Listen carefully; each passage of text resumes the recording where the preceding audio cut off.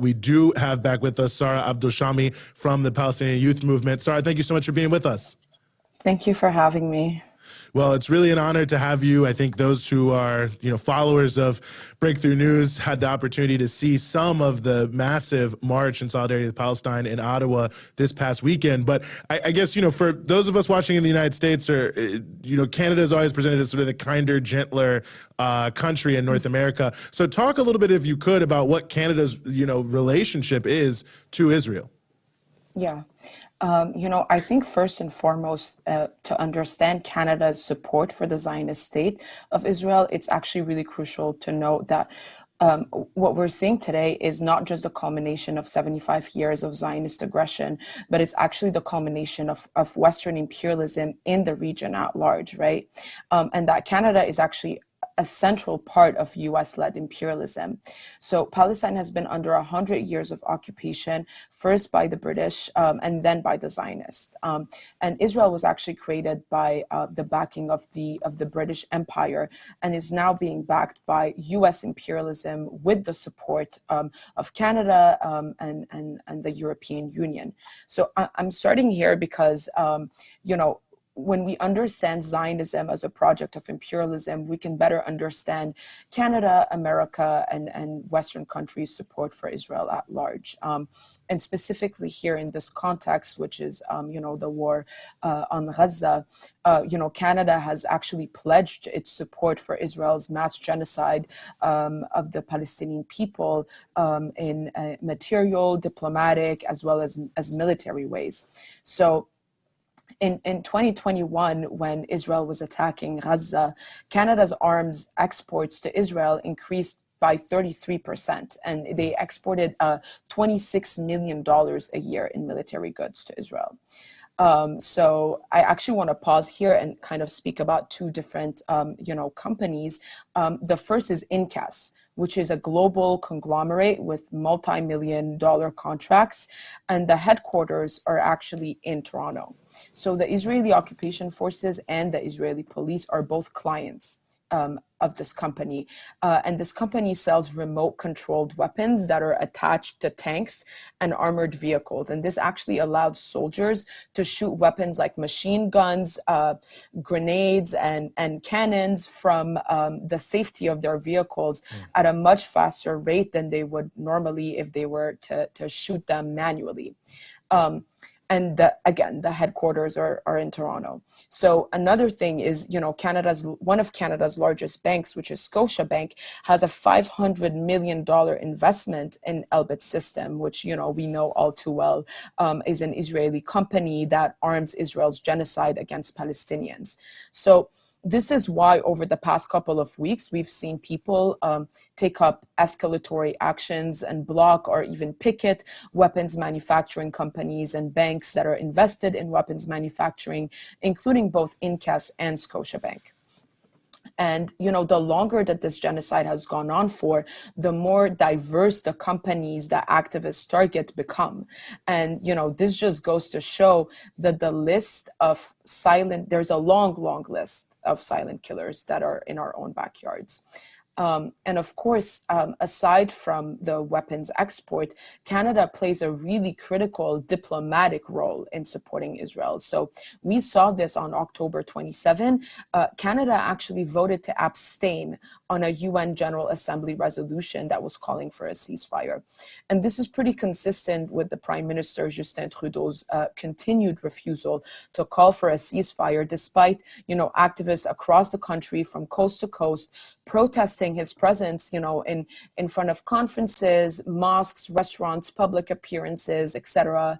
And, in addition to all of this, we also see that, just as in all imperialist nations, the media in Canada also serves the interests of the ruling class.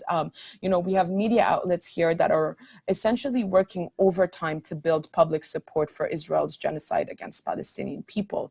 And, we've also seen people starting to demonstrate in front of these media institutions and conglomerates because people and the masses are identifying them as being complicit in this genocide. And, this is especially true in light of CTV's internal Palestine policy, which essentially it dictates that journalists should avoid using the word Palestine.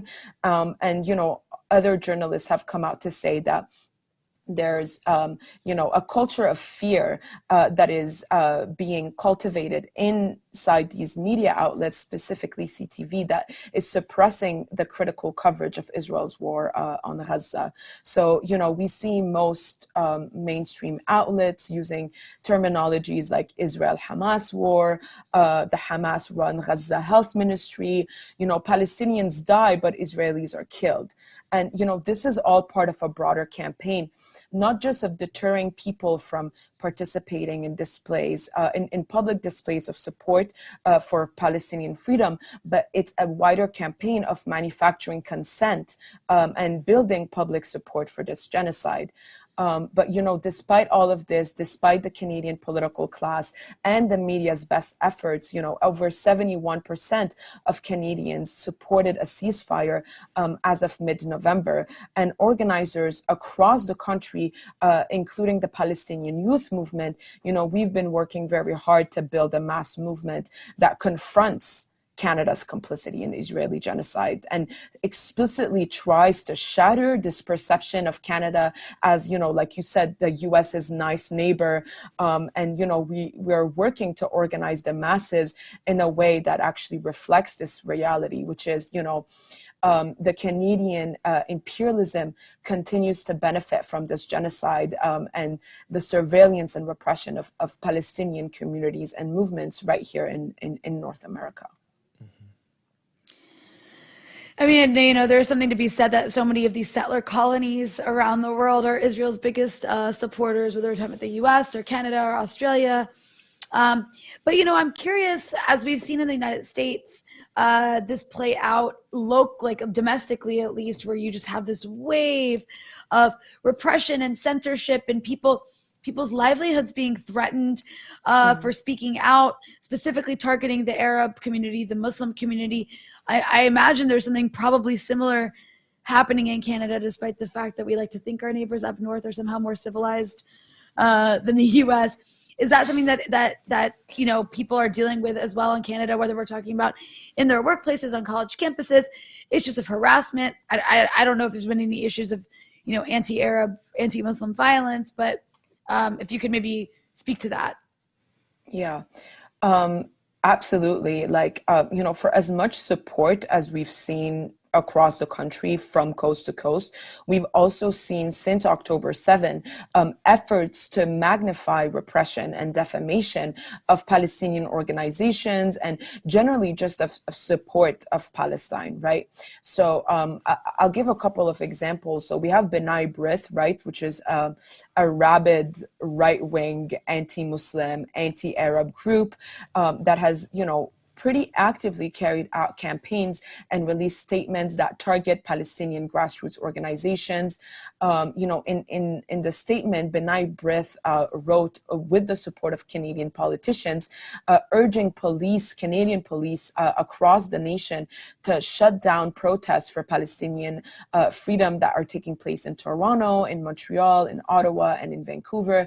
And they actually vilified the rallies as, material support for Hamas. So these kinds of statements have a clear function, okay? Like the function is that they want to criminalize mass movements of people who are standing against the Israeli-led genocide.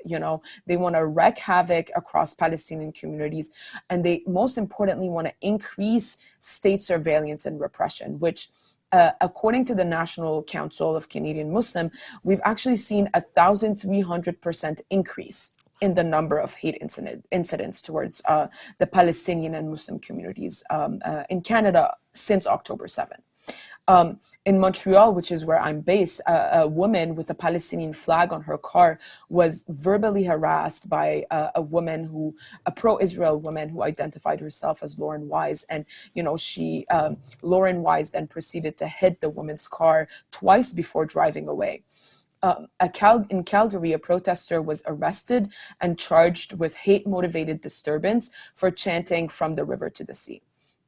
So this is signaling an increase in police surveillance and suppression in an active attempt to deter people from participating in mass and public displays in support for Palestine. And, of course, we also need to highlight what's happening in the university campuses in Canadian universities, because students are actually facing an unbelievable amount of repression. So at McGill University, for example, there was a pro-Palestine policy that was endorsed by 78% of the student body, which was, with a record-breaking voter turnout. And this policy is called the Policy Against Genocide, and it demanded that McGill University cut ties with institutions, corporations, and donors that are complicit in Zionism. A few days later, the administration put out a statement condemning this policy, and a Quebec Superior Court halted the adoption of this policy, which is a crazy escalation, right? B'nai B'rith also filed an injunction to stop the student union from adopting this policy. In the same city, in Montreal, a Concordia University, there's a lawsuit that is being filed against the university and the student union that actively is painting pro-Palestine students and events that happen on campus as being anti-Semitic. So, really what we're seeing is imperialist agents scrambling, and they're trying as best as they can to suppress and contain the mass support that we are seeing happening across every sector in Canada. And so we're seeing concerted efforts on university campuses, in workplaces, where people are getting fired on the electoral level, with Sarah Jama, who's an MPP, who was fired for stating her solidarity with the Palestinian people. And Sarah Jama was actually, she actually spoke at the National March on Ottawa, and the same students that are facing repression have been organizing weekly events on their campuses and outside of their campuses, organizing student contingents. The people who are getting fired are pursuing legal action against their employers. So people are not capitulating to fear. So as much as there's backlash, there's also, quite honestly, been an incredible level of bravery that the masses are expressing in the face of this repression. Mm-hmm. Well, on that note, Sarah, before we let you go, I also just want to ask you, many people did, of course, see the large demonstration that took place there in Ottawa this past weekend, but if you could just talk a little bit more, what have we seen in terms of solidarity with the Palestinian people in Canada? We've had a huge wave around the world. I assume it's a similar situation there. Yeah. So the demonstration in Ottawa was on November 25th, and it really was a historic day. People from all over Canada, in cities like Montreal, Quebec City, Toronto, Alberta, and other neighboring and surrounding cities, took buses, booked trains, they flew or they drove to the capital of Canada for what was the largest pro-Palestinian demonstration in Canadian history. So we all convened at the foot of Parliament Hill, where 100,000 people were standing in solidarity with the Palestinian people. And, part of what makes this demonstration so significant and powerful is that it actually came at the heels of the humanitarian pause, which Western countries, they've been largely framing as a solution to the war. But in reality, this pause is not a solution. And we know that the only thing that, will end this bloodshed is a permanent ceasefire, the lifting of the siege on Gaza, the release of our prisoners, and an end to Western complicity, and of course, an end to this occupation. So what this national march showed is that the masses, the Canadian masses, are not fooled by and are not going to be placated by, this so-called humanitarian pause.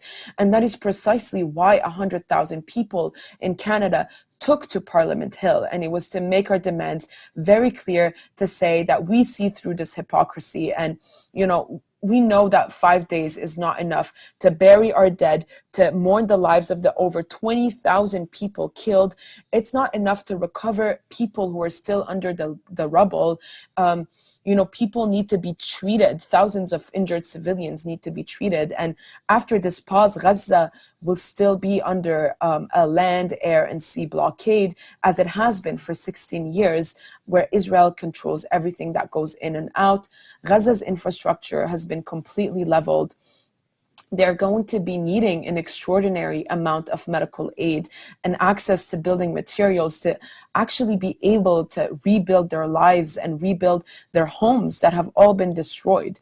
So, the first thing I kind of want to say is that this upsurge that we're seeing of mass support for the Palestinian struggle for liberation is, partly because the genocidal nature of the Israeli state has become undeniable.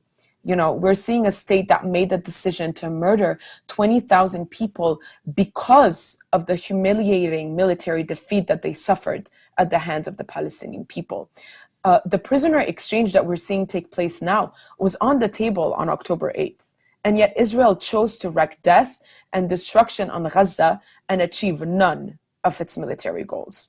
So we're also seeing collective punishment that's currently happening across the West Bank, where a number of Palestinian prisoners that are kept hostage in Israeli jails have nearly doubled in just under a month. And here, I want to refer to them as hostages because a significant number of the 8,300 prisoners are held under what we call administrative detention, which basically means that there is no charge, no trial, and you're held for an indefinite amount of time. So ultimately, we've reached a place where you can no longer deny these extraordinary acts of brutality and aggression, and we can no longer deny that it speaks to the genocidal nature of Israel. It's not an accident, it's actually a part of it, right? And then the last thing, or the second thing I wanted to say about this is that, what we're seeing is not just an upsurge of mass support for the Palestinian struggle. We're actually witnessing something much deeper and much more powerful.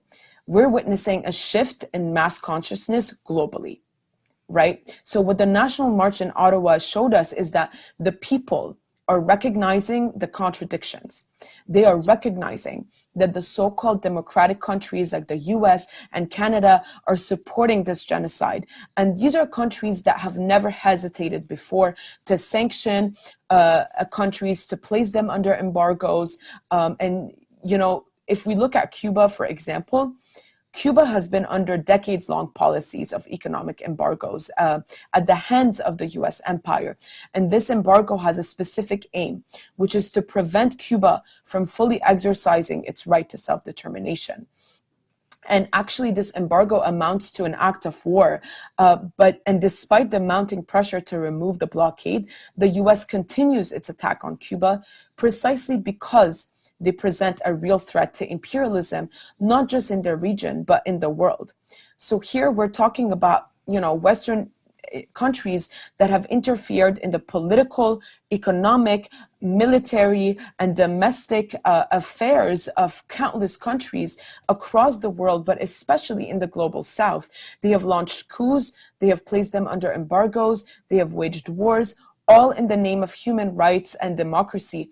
And yet, we are now seeing one of the most publicized and televised displays of genocide, images that are genuinely impossible to stomach, let alone, understand or process. And these same countries are refusing to even condemn the war crimes, let alone take active measures to or position to stop these war crimes. So, it's become really clear to the people of Canada and, of the world that these Western countries are loyal to not the so-called morals and values of democracy, but to their ideological and economic interests, which ultimately amounts to advancing the imperialist project across the globe. And, Palestine and the unity of the Palestinian movement in this moment is exposing the facade of Western imperialism. And it's showing the masses in Canada that, this government, doesn't serve our class interests.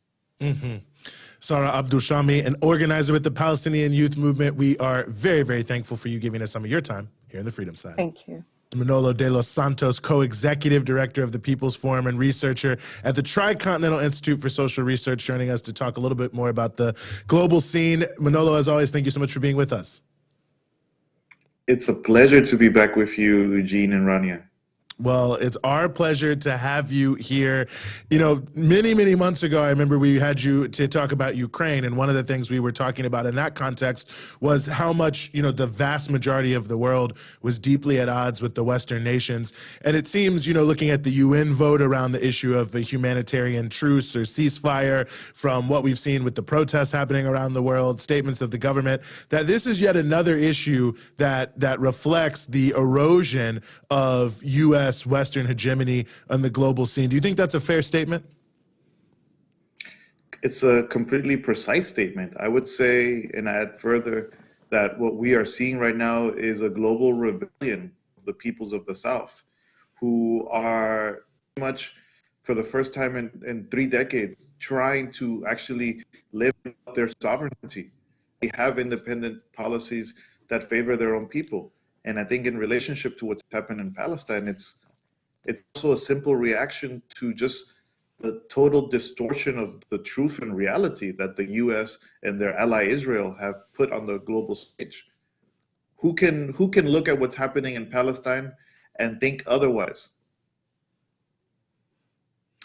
Yeah, you know, Manolo, one way that I kind of see the reaction from the West and the global North to October 7th is this kind of visceral fear that they have of people in the global South hitting back at the garden, right? You have like the jungle people militarily shooting at the garden. I mean, look, I'm just using Joseph Borrell's language. I'm sorry, does that sound racist? Absurd. It's hard not to Does the react. language of the EU's foreign minister sound racist? Bizarre, but I'm just using his language. Yes. But no, in all seriousness, I mean, you had, you know, and I think Eugene's made this point really well before, is historically speaking, you know, the reaction to slave revolts has always been this like really vicious, violent response to make sure it doesn't happen again. And the reaction to Native Americans hitting back. And I think what we see here is, you know, we're in sort of a crisis moment for capitalism, imperialism emanating from the global North, where what happened on October 7th scared not just the Israelis, it scared the Americans and it scared the Europeans, because we're moving towards a very different world where they might not always be the ones in charge. And I'm just curious if you could speak to that. I don't know what your thoughts are. Maybe you completely disagree. But, you know, what do you think about the reaction that we're seeing, where you have this just full throttled, disgusting support for genociding Gaza in response to October 7th? Well, I think we're living in a world where the reactions are becoming much more clear cut. I mean, on one hand, you clearly see how the ruling countries of the world, the countries that consider themselves to be the policemen of the world, the US, the European Union, Canada, Japan, look at what's happening in Palestine, say, this is an attempt of the brutes, or as you say, the people who are coming from the margins, the people who are coming from the jungles, to try to take over what is theirs. But the narrative, the vision, the story that many people, I would say billions of people who inhabit the global South, and I would say not just people, but their leaders, their political leaders, are interpreting what's happening now as a confirmation of what we've been told to stay quiet about for the last 3 decades. We were told with the triumph of neoliberalism that colonialism was a thing of the past, that state violence on behalf of colonialism was a thing of the past, that we would no longer see massacres and violent actions like Israel and the US commit. But what we've seen, we've been forced to see, actually an affirmation that colonialism is still alive, that the US imperial project is very much alive and intends, in this genocidal war in which it's sponsoring Israel's actions, it intends to wipe off the Palestinian people off the map. Who else has had to face this reality? You can look across the map of the global South and you will see hundreds of countries that have been faced with that same reality, with that same dilemma. So I think we've come to a point where it's no longer feasible for many countries in the global South, regardless of the ideological leanings of each of these governments, but it's become clear that they can no longer be silent.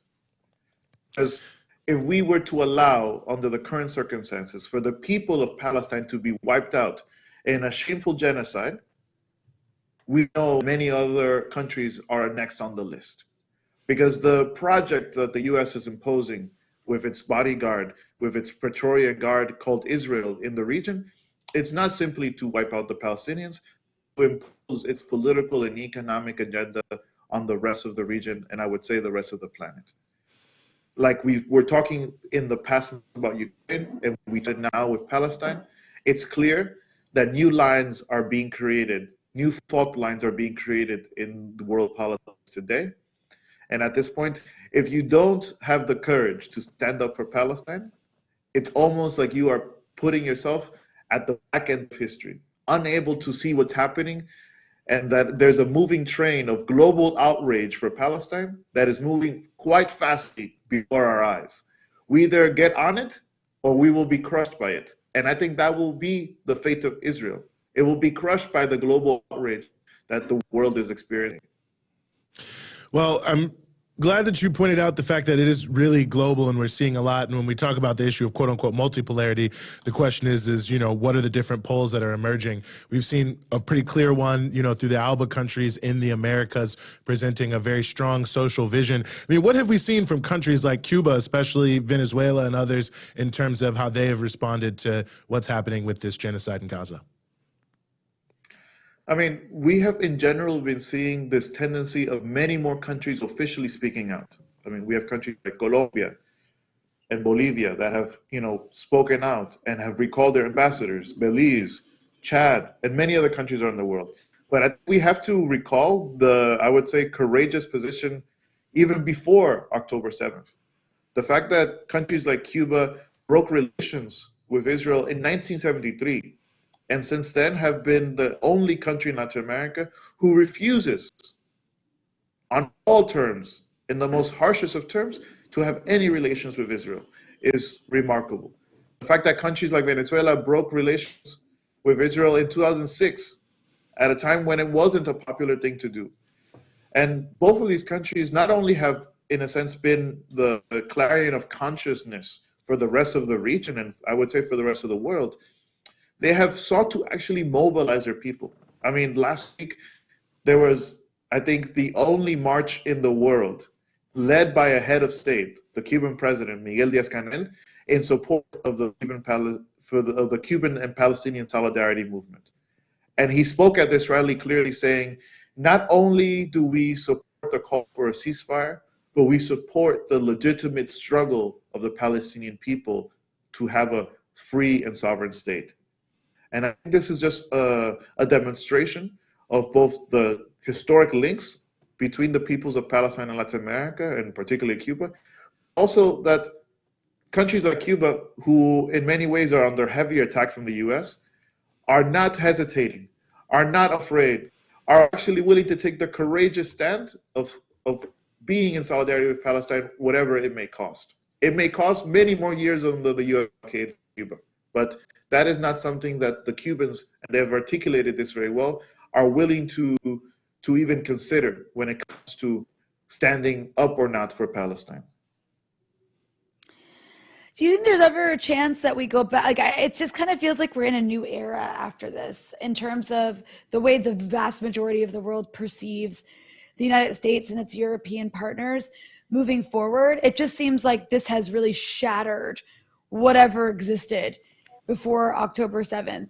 Especially, I mean, one thing when we talk about Cuba, for example, or any country in Latin America that dares to stand up to, the US trying to dictate how they can behave or run their countries, is this rhetoric of human rights and of democracy. I mean, we all know that a lot of those words are very meaningless when it comes from US officials, but you mentioned the last 30 years, for the last 30 years, this is the rhetoric that's been used. These are the tools that have been used to really try to beat countries in the global South into submission.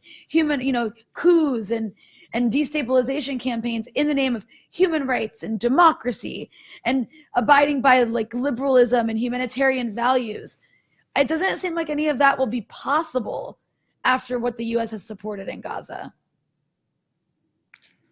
Well, at this point, I don't know what would be the normal that humanity would return to in relationship to the Palestinian struggle. I think that the global movement in solidarity of Palestine is only growing. It's becoming stronger. It's becoming an element of just basic elementary human consciousness at this point for billions of people around the planet. And that, in fact, it is generating sharp contradictions even within the US's own camp. I mean, everyone always refers to Latin America as the US's backyard, but I actually think the real backyard of the United States is Europe. In that backyard, in countries like Spain, for example, we're seeing major diplomatic standoffs between Israel and the Spanish government, for example, because the Spanish government, despite not being a left-wing or a progressive government, is actively calling for a ceasefire and has been rebuffed and attacked by the government of Israel for doing so. It's come to the point where after weeks of attacks, now the Spanish government is even calling to recognize the state of Palestine. I think these are contradictions that will continue to sharpen over the next period. And then I imagine that in 2024, this movement is only going to grow because of the fact that Israel has not only demonstrated clearly, and this is being referred to by different states across the planet, it's being referred to for its war crimes. It's been clear to everyone its genocidal intent. But what has become even clearer to a larger number of people is that ultimately Zionism, the apartheid state, 75 years of occupation are not compatible with the most basic human values that we share as a global community. And in fact, the public and diplomatic space that Israel could have bought with all its US funds, with the billions of dollars it gets from the US, have been squandered because no one at this point believes, and it's the majority of people in the world believe, that Israel has a right to exist as a racist and Zionist state predicated on violence against other people. No one believes that it has a right to defend itself when it is in fact an occupying power that uses brute violence and denigrates the humanity of the Palestinian people. Manolo De Los Santos, co-executive director of the People's Forum, researcher with the Tricontinental Institute for Social Research. We are very thankful to you, as always, for giving us some of your time here in the Freedom Side. Thank you for your courageous journalism. Mm-hmm. Well, I appreciate the words of Manolo, and I once again appreciate the fact that we have this platform, Breakthrough News, to speak to the people that we get to speak to, because I mean, I'm still surprised how, you know what, we're like a 20,000 deaths, over 8,000 children, and man, when I every once in a while turn on CNN, I'm still stunned by how much cover-up mainstream corporate media is willing to participate in. I think that something that Sarah said that really stuck with me, our guest from earlier, was this is the most televised genocide in history. And even as it's televised, and we see so many different aspects of it on our screens, on our social media feeds, on CNN itself, you still have the most powerful forces in the world justifying it and covering it up. And so I just want to go back to the fact that I appreciate that we are able to do the opposite of that, which is to bring the reality of what's a very disgusting and brutal massacre after massacre taking place in Gaza right now. Indeed. No, absolutely. It's an honor, really, to be able to have the chance to do this and to bring some of these voices out. That will do it for us with many of these very important voices.